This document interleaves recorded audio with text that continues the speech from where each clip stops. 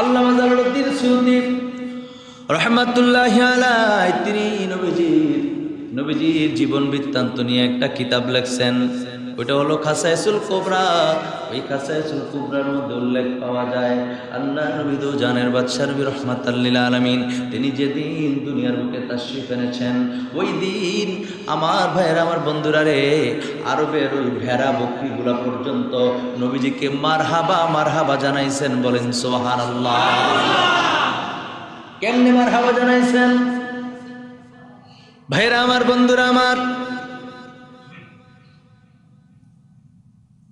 খাসায়েসুল কুবরার মধ্যে আল্লামা Jalaluddin Suyuti রাহমাতুল্লাহি আলাইহি তিনি একজন জগৎ বিখ্যাত আলেম। শুধু তাই নয়, তিনি একজন মুস্তাহিদ ছিলেন।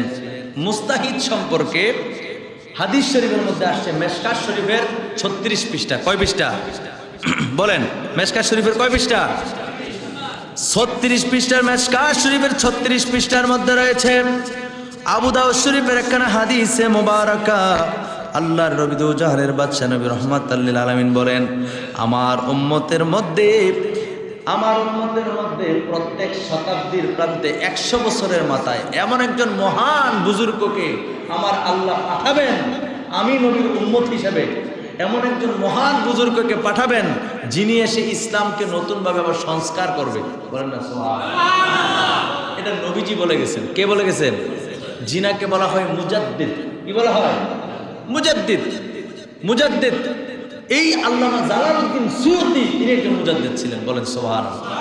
তাহলে আল্লাহর নবীজির ইন্তেকাল হয়েছে এখন থেকে প্রায় 1500 বছর। কত বছর? জোরে কোন কত বছর? 1500 বছর। এই 1500 বছরের মধ্যে বলেন, চাই আপনাদেরকে জিজ্ঞেস করতেছি, মুজাদ্দিদ কয়জন আসছে? বলেন কয়জন? প্রত্যেক 100 বছর কয়জন? 15 জন। আলহামদুলিল্লাহ করলাম। প্রত্যেক শতে যদি একজন হয়, 100 বছরের মাথায় যদি আল্লাহ এমন একজন মহান হাস্তিকে পাঠান, তাহলে 1500 বছরের মধ্যে 15 জন আসছে। কয়জন? এখন কিন্তু 1500 বছর হয়েছে না, রানিং আছে। এখনের বর্তমানের মুজাদ্দিদ কে? এখনো পর্যন্ত কিন্তু সিলেক্টেড হয় নাই। গোটা পৃথিবীর মধ্যে শ্রেষ্ঠ আলেম কে? এখনো পর্যন্ত কি এটা ফাইন্ড আউট হয় নাই। কথা বুঝতে পারছি? তাহলে এই পর্যন্ত 14 জন মুজাদ্দিদ দুনিয়াতে আইসা চলে গেছে। সুবহানাল্লাহ করুন। আল্লামা জালালউদ্দিন সুয়ুতী রাহমাতুল্লাহি আলাইহি তিনি নবীজির জীবন বৃত্তান্ত নিয়ে একটা কিতাব লিখছেন। ওইটা হলো খাসায়েসুল কুবরা। ওই খাসায়েসুল কুবরার মধ্যে উল্লেখ পাওয়া যায় আল্লাহ নবী দো জানের বাদশা নবী রাহমাতাল লিল আলামিন তিনি যেদিন দুনিয়ার বুকে তাশরীফ এনেছেন, ওই দিন আমার ভাইয়েরা, আমার বন্ধুরা রে, আরবের ওই ভেড়া বকরিগুলা পর্যন্ত নবীজিকে মারহাবা মারহাবা জানাইছেন। বলেন সুবহানাল্লাহ। কেমনে মারহাবা জানাইছেন? ভেড়া বকরিগুলি পর্যন্ত, চতুষ্পদ জন্তুগুলো পর্যন্ত খাসায়েসুল কুবরার মধ্যে উল্লেখ রয়েছে আল্লাহ নবী যখন দুনিয়াতে এসেছেন সবাই নাচতে ছিল আর বলতে ছিল রাহমাতাল লিল আলামিন মারহাবা। কি বলছিলেন? রাহমাতাল লিল আলামিন। জোরে বলুন না সুবহানাল্লাহ। ভাইরা আমার, বন্ধুরা আমার, এখন যারা মালিক এগুলোকে লালন পালন করে তারা কইতেছে কি রে আমার গোয়াল করার কথা বলে, তারা টেনশনে পড়ে গেছে। রাত্রে আস্তে করে বাড়িসিরা ঘরের মধ্যে চুকি দিয়ে উকি ঝুঁকি দিয়ে মাইরা দেখে যে ঘরের ভিতরে তো গোয়াল ঘরের ভিতরে কোনো মানুষ দেখা যায় না, কিন্তু রাহমাতাল লিল আলামিন মারহাবা শোনা যায়। কথা বলে কে? ভালো করে তাকায় দেখে এই চতুষ্পদ জন্তুগুলো বলতেছে রাহমাতাল লিল আলামিন মারহাবা। বলবেন হুজুর আর কোনো কথা হন না, বানায় বানায় বানায় বানায় কানার দল। সূরা ইয়াসিন আয়াত নম্বর 64 পড়ো, অন্তরের চক্ষু খুলে যাবে। হাত কথা বলবে। হাত, আপনার যে হাত আছে না, হাত কি কথা কয়? হাত কি কথা কয়? আপনার হাত কথা বলবে হাশরের ময়দানে। আমার হাত কথা বলবে হাশরের ময়দানে। কেমনে বলবে? আল্লাহর হুকুমে। ঠিক আল্লাহ পাক রব্বুল আলামিন দুনিয়াতে নিদর্শন রেখেছেন, আল্লাহ দেখেই দিয়েছেন। হাতের তো জবান নাই, পশু পাখির তো জবান আছে, হয়তো আমাদের মতো কথা বলে না, তারা তাদের মতো কথা বলে। হাতের তো জবানও নাই। আল্লাহ বলছেন এই হাত হাশরের ময়দানে কথা বলবে। তোমাদের জবানের মধ্যে আমি আল্লাহ মোহর মেরে দেবো। আল্লাহু আকবার বলো। আমরা তো দুনিয়াতে মুখ দিয়ে কথা কই, জবান দিয়ে কথা কই, হাসর ময়দানে জবান দিয়ে কথা হবে না, জবান থাকবে লক, তালা। কথা বলবে কে? হাত হাত। কে কইছে? আমরা দিলাম। এটা কোনো একটা ওয়াজ হলো? এটা একটা ওয়াজ হলো? হাতে আবার কথা কইছো? আমি কি তাম? কোরআনে তো আল্লাহ কইছে। কোরআনে কি আল্লাহ জানাই দিছে? সূরা ইয়াসিন আয়াত নাম্বার কত? 64। কথা বুঝতে পারছেন? তাহলে রহমাতাল লিল আলামিন ও মারহাবা, এই পশু পাখিগুলো নাচতেছে আর বলতেছে। তারা চিন্তা করে গেল, কি ব্যাপার? দুইজন স্বামী এবং স্ত্রী বাহিরের মধ্যে ঘোরাঘুরি করতেছে আর বলতেছে, হায় রে হায়, আমাদের পশুগুলো এমন ভাবে নাচতেছে আর বলতেছে রহমাতাল লিল আলামিন ও মারহাবা। ব্যাপারটা কি বুঝলাম না, কি ব্যাপার, কি হয়ে গেল? তারা ঘুরতেছে, টেনশনে পড়ে গেছে, চিন্তায় পড়ে গেছে। হঠাৎ করে একজনে কয়, চলো পাশের বাড়িতে গিয়ে দেখি তাদের ভেড়া বকরিগুলো কি করতেছে, আমাদেরগুলো এইরকম নাকি সবারগুলো একই রকম। দুইজন আস্তে করে হাঁটি পা করে পাশের বাড়িতে গেল। গিয়া দেখে পাশের বাড়ির মহাজন স্বামী এবং স্ত্রী হেরাও বাহিরে ঘোরাঘুরি করে। হঠাৎ করে দেখো, এই তোমরা ওই বাড়ি থেকে এই বাড়িতে কেন আসছো? আমরা আসছি একটা কথা জানার জন্য। কই কি কথা? কই তোমরা কেন বাহিরে ঘোরাঘুরি করো এটা বলো। কই না, তোমরা কেন আসছো সেটা বলো। এবার তারা বলল, আমরা আশ্চর্য হয়ে গেলাম, আমরা চিন্তায় পড়ে গেলাম, কোনোদিন শুনিও নাই, কোনোদিন দেখিও নাই, পশু পাখি আবার মানুষের মতো কেমনে কথা কয়। আজকে দেখলাম আমাদের গোয়াল ঘরের মধ্যে পশু পাখিগুলো মানুষের মতো কথা বলতেছে আর বলতেছে রহমাতাল লিল আলামিন ও মারহাবা। আমার ভাইয়ের, আমার বন্ধুরা রে, এবার যেই বাড়িতে এই দুইজন গিয়েছে ওই বাড়ির মালিক স্বামী এবং স্ত্রী কয়, হায় হায়, মামলা তো একই রকম, আমাদের গোয়ালঘর থেকেও একই আওয়াজ আসতেছে। নবীজি কেমন নবী! হায় হায় হায়। আপনি জানেন আরবের বুকে আপনাদের এই মসজিদে কিন্তু দাহিয়াতুল কলবির আলোচনা করছিলাম, মনে আসেনি? কথা কোন মনে আসেনি? দাহিয়াতুল কলবি ওই সময় জীবিত মেয়ে সন্তানদেরকে পুঁতে ফেলার লিডার ছিল। এই কাজ যে করতো এটার লিডার ছিল। এটা বলার অর্থ হলো আরবের বুকে তৎকালীন সময় মেয়ে সন্তানদেরকে পুঁতে ফেলা হতো। আপনারা জানেননি এটা? জানেন না এটা? মেয়ে সন্তানদেরকে পুঁতে ফেলা হতো। আপনি জানেন যে আল্লাহর হাবিব যেই বছর দুনিয়াতে আসছে 570 খ্রিস্টাব্দে, আল্লাহ কোন মায়ের গর্ভে একটিও মেয়ে সন্তান দেয় না। বলেন সুবহানাল্লাহ। হাদিস পড়েন, কিতাব পড়েন, আপনার অন্তরের চক্ষু খুলে যাবে। কি বলেন নবীর আগমনকে নিয়ে? আপনারা কি বলতে চান? মানুষকে কি বুঝান? কেন ভুল বুঝান? দুঃখ লাগে, কষ্ট লাগে। আল্লাহর নবীর আগমনের বছর একটিও মেয়ে সন্তান আল্লাহ দেয় নাই। কেন?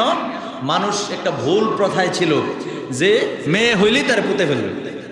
এই জন্য আল্লাহ পাক রব্বুল আলামিন সবাই খুশি রাখছে। সবার ঘরে যার যার ঘরে সন্তান হবে, যার যার গর্ভে সন্তান ছিল, এই সন্তান ছেলে সন্তান হয়েছে। কেন? মা বাপ যেন খুশি হয়ে যায়, আমার নবী এই বছর আমি পাঠাচ্ছি, আমার নবীকে দুনিয়ায় পাঠাইতেছি।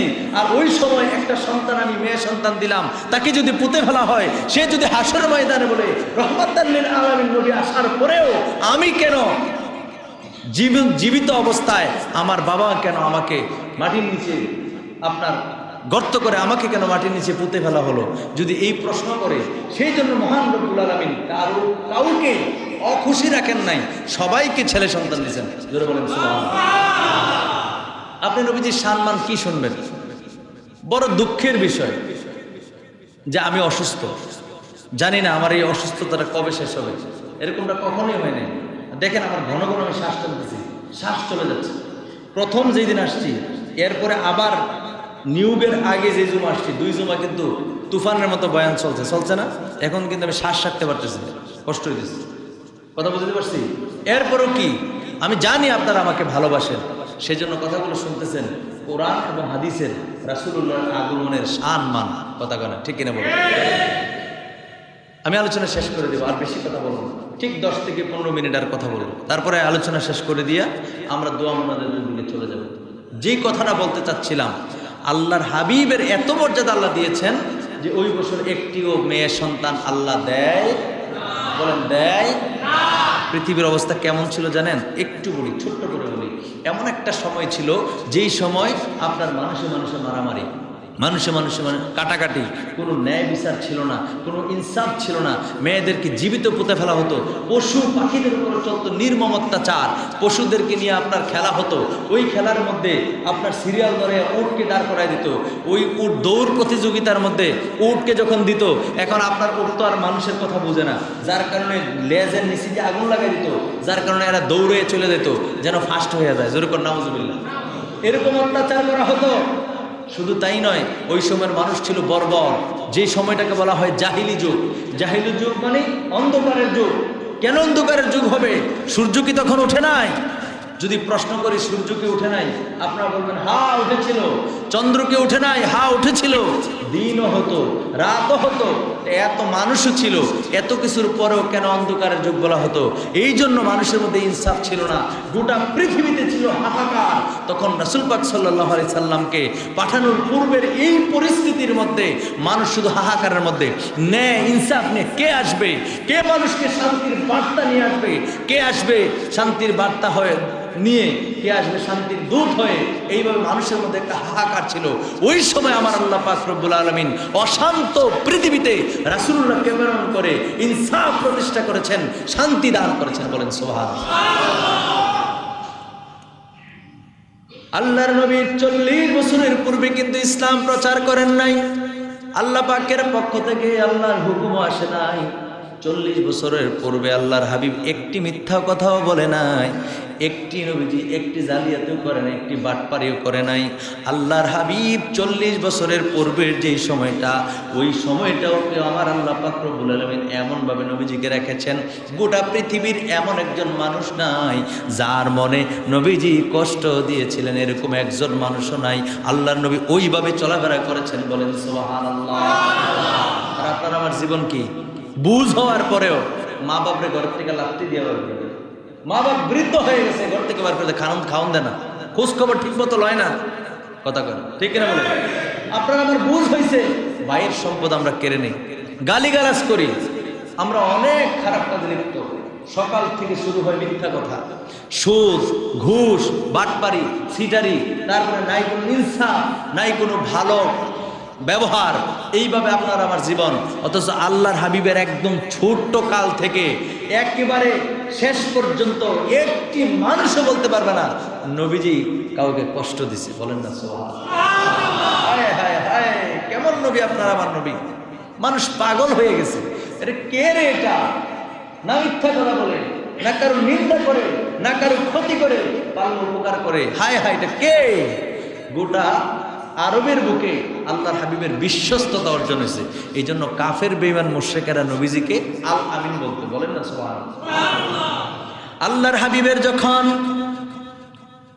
প্রায় 23 বছর বয়স হয়ে গেছে, আল্লাহর নবী দুনিয়াতে অনেক কষ্ট করেছেন ইসলামের জন্য। সেটা হলো 40 বছরের পরে। তার আগ মুহূর্তে আল্লাহর হাবিব অনেক কষ্ট করেছেন। খাবার পাইলে খাইতেন, না পাইলে না খাইতেন, কারোর প্রতি অভিযোগ করেন নাই। কত গরিবতা, কত কষ্টের সংসার ছিল। আল্লাহ নবীর বাবা তো ইন্তেকাল করেছেন নবী দুনিয়াতে আসার 6 মাস পূর্বে। নবীজির মাও ইন্তেকাল করেছেন নবীজির যখন 6 বছর বয়স। এরপরে নবীজির চাচা আবু তালেব, এই আবু তালেবের কাছে তিনি লালিত পালিত হলেন।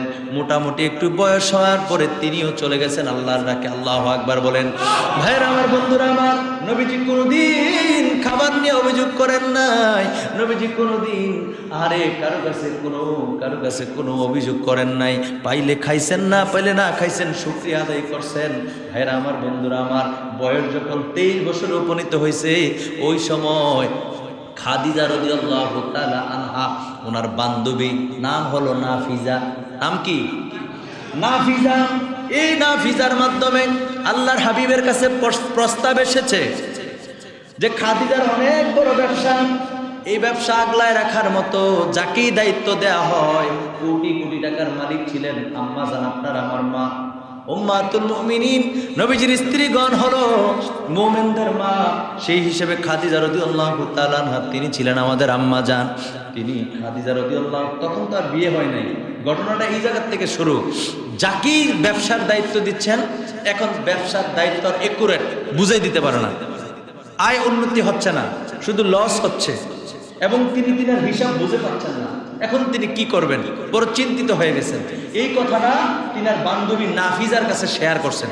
শেয়ার করার পরে এই নাফিজা এসে বলল, আমার কাছে একটা যুবকের খবর আছে, যে যুবক এতই মসৃণ, এতই কোমলবাসী, এতই ইনসাফ ভিত্তিক ওনার চলা, কারো কোনোদিন কারো শখ মেরে হয় নাই। উনি যদি তোমার দায়িত্ব বুঝে নেয়, আমার বিশ্বাস তোমার এই ব্যবসা আবার দাঁড়াই দেবে। সুবহানাল্লাহ।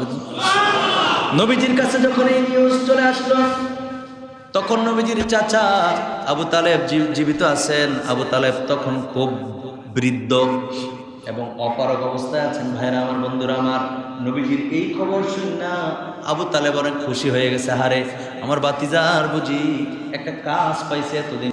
আল্লাহর নবী খাদিজা রাদিয়াল্লাহু তাআলা আনহার ব্যবসা যখন তিনাকে বুঝাই দিলেন, ওই ব্যবসা তিনি দেখাশোনা করছেন এবং ব্যবসায়িক কাজে অনেক সময় অনেক দূরেও তিনি গিয়েছেন, আবার চলে এসেছেন। এত সুন্দরভাবে বুঝাইছে। এবং তিনি খাদিজা রাদিয়াল্লাহু তাআলা আনহার ভেড়া বকরি ছিল, এই ভেড়া বকরি নিয়ে মাঝে মধ্যে তিনি জংলায় যাইতেন ঘাস খাওয়ানোর জন্য। জোরে জোরে বলেন না সুবহানাল্লাহ। আল্লাহর নবী দুজাহানের বাদশা নবী রাহমাতাল লিল আলামিন, তিনি যখন ভেড়া বকরি নিয়ে জংলায় যাইতেন, ভাইরা আমার, বন্ধুরা আমার, নবীজি যখন জংলায় যেতেন, বনের মধ্যে যাইতেন, তখন পশু পাখিরা আল্লাহর হাবিবের গায়ের উপরে বাতাস করত। বাতাস মানে পাখিগুলো নবীজির শরীরের উপরে চলে আসতো, আইসা এখানে উড়াউড়ি করতো। তো উড়াউড়ি করলে বাতাস আসে না? এখন না ফ্যান আছে, এখন না এটা আছে সেটা আছে, ওই সময় তো এরকম ছিল না। কথা বলছেন? নবীজির গায়ের মোবারকের উপরে এসে উড়াউড়ি করতো। তো উড়াউড়ি করতো কোন উদ্দেশ্যে? যেন নবীজির গায়ে গরম না লাগে, যেন বাতাস লাগে। কন্যা স্বভাব একটা পাখি হয়ে নবীজির এত সম্মান করল। নবীজির খেদমতগার হয়ে গেল। সুবহানাল্লাহ। প্রিয় ভাইরা আমার, বন্ধুরা আমার, নবীজি যখন জঙ্গলায় যাইতেন, জঙ্গল থেকে একসাথে হরিণ এবং বাঘ একসাথে এসে নবীজির কদমের মধ্যে চুমা খাইছেন। বলেন না সুবহানাল্লাহ।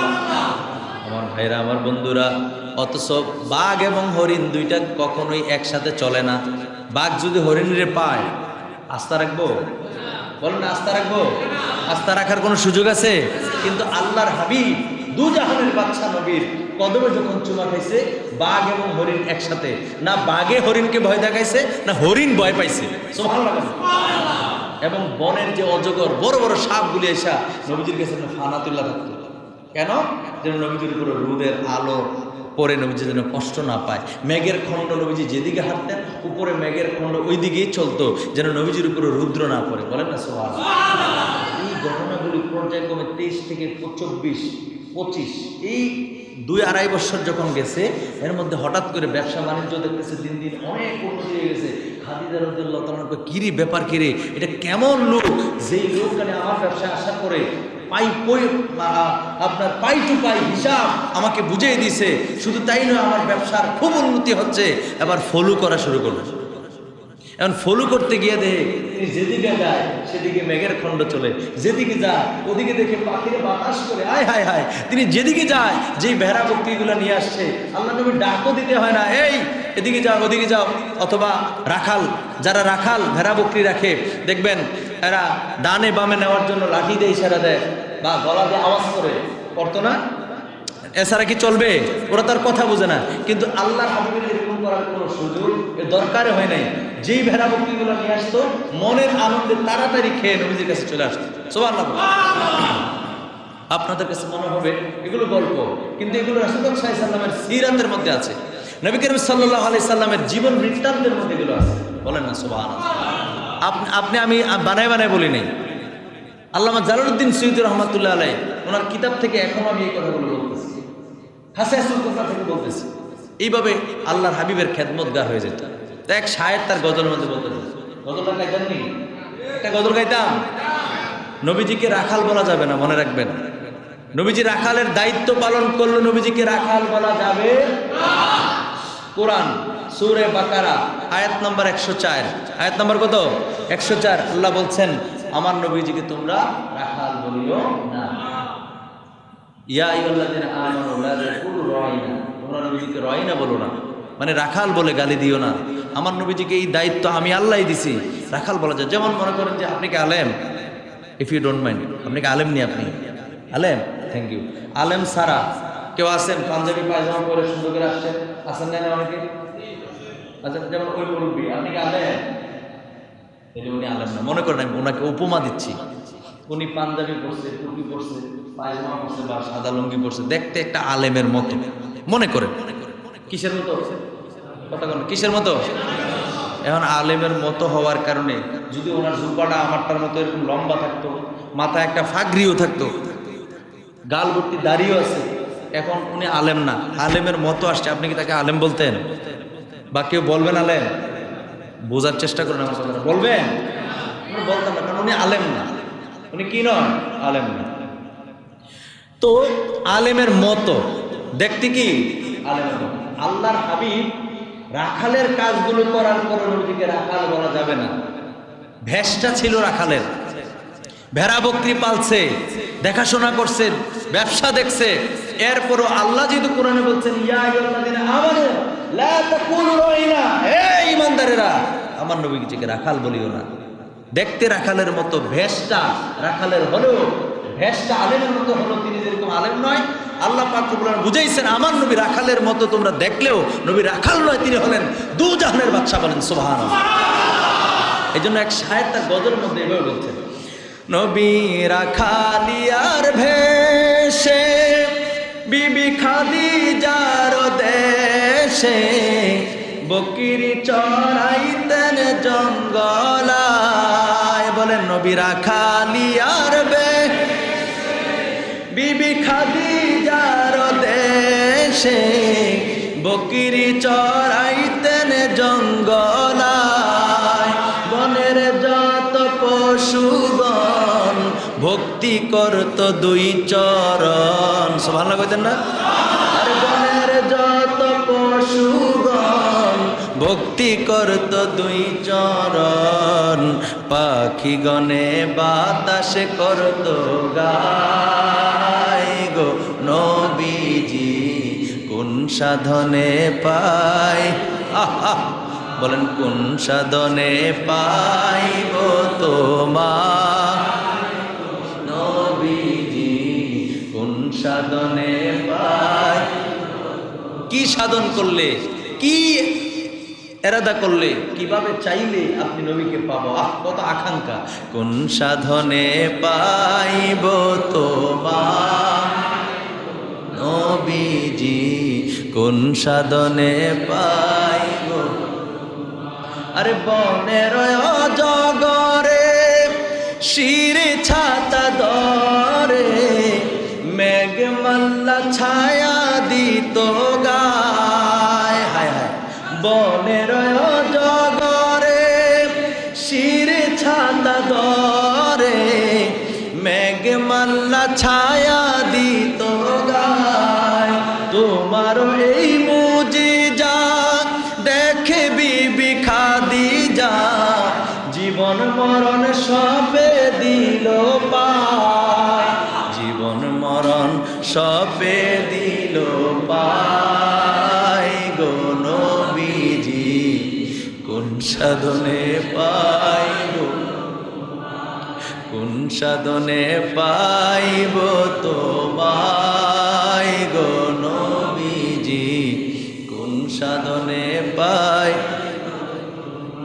নবী মাতৃগর্ভে আসিয়া পিতৃহারা হইয়া এতিমের রূপে আসিলেন ধরায়।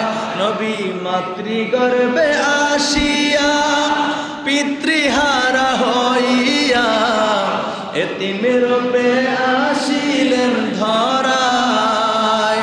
নবীর মাতৃগর্ভে আসিয়া পিতৃহারা হইয়া এতিমের রূপে তোমার পবিত্র এই মুখে দুধ খাওয়াইলেন যার বুকে ধন্য হলেন বিবি হালিমা। নবীজিরে যখন আরবের বুকে উঠাইছে, নবীর কেউ নেন। ওই সময় এরকম ছিল প্রথাটা, জন্ম দিবে একজন, দুধ খাওয়াবে আরেকজন। আপনাদেরকে আপনাদের মতো করে বুঝাচ্ছে, জন্ম দিছে একজন, দুধ খাওয়াবে কে? আরেকজন। নিয়মের বাইরে আপনি যেতে পারবেন? নিয়মে আছে তারা জীবিত মানুষ পুঁতে ফেলতো, আপনারা তো কিছু করতে পারছেন না, আপনারা তো তখন ছিলেন না, মানে ওনারা তো কিছু করতে পারছেন না, এটা নিয়ম প্রথা ছিল এরকম। তো নবীজির কেউ নেয় না। আহারে কে রে? নবীজির মা আমেনা গরিব, আহারে টাকা নাই পয়সা নাই, সাথে কিছু দিতে পারবে না, গরিব মানুষ, কাছেও যায় না। মা হালিমা কয়, কিরে এত মায়া লাগে কে রে আমার, এই শিশুকে দেখার পরে আমার এত মায়া লাগে কেন? বিবি হালিমা রাদিয়াল্লাহু তাআলা আনহা তিনি আল্লাহর নবীকে নিয়ে গেলেন এবং নবীজিকে দুধ খাওয়াইয়া বড় করলেন। বলেন সুবহানাল্লাহ। তিনি দামি হয়ে গেলেন, দামি হয়ে গেলেন। নবীকে কেউ দামি বানাইতে পারে না, তিনি নিজে দামি হয়ে গেলেন। নবীজিকে দুধ খাওয়াইয়া তিনি দামি হলেন। নবীজিকে দামি বানাইতে পৃথিবীর কেউ পারবে না, পৃথিবীর কেউ দ্বারা সম্ভব না। আমার নবীজিকে দামি বানাইছেন যিনি, তিনি কে? বলেন তিনি কে? নবীজির দুধ খাওয়ালেন, নবীজি দুধ খাওয়ার কারণে নবী দামি হয়েছে না হালিমা রাদিয়াল্লাহু তাআলা না দামি হয়েছে? এই জন্য তো কিয়ামত পর্যন্ত মানুষ তিনাকে স্মরণ করবে। এই জন্য বলছে, তোমার পবিত্র এই মুখে দুধ খাওয়াইল যার বুকে, ধন্য হলো বিবি হালিমা।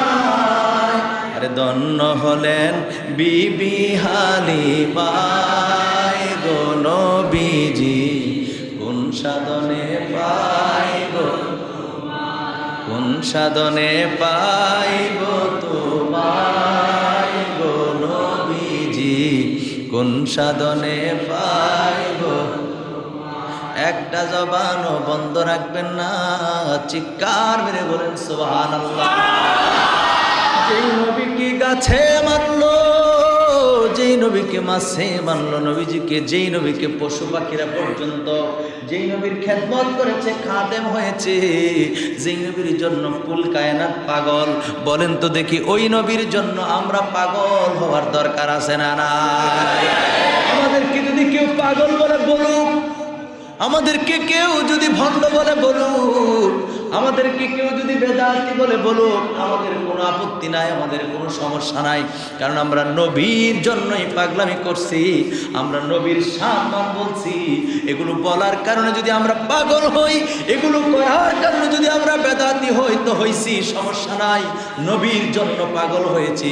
আল্লাহ আমাদেরকে নবীর পাগল হিসেবে কবুল করুক। আমরা সকলে পড়ি আমিন।